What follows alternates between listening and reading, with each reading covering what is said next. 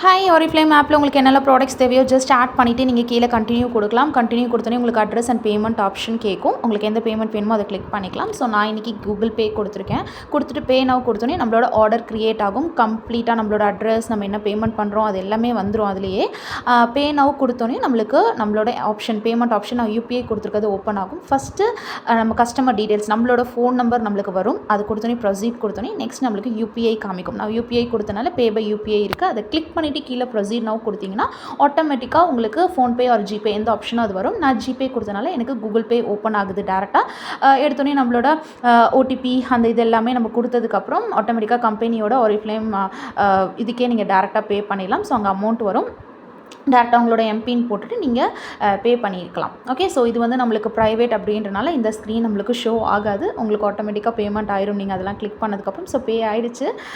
So thank you for shopping.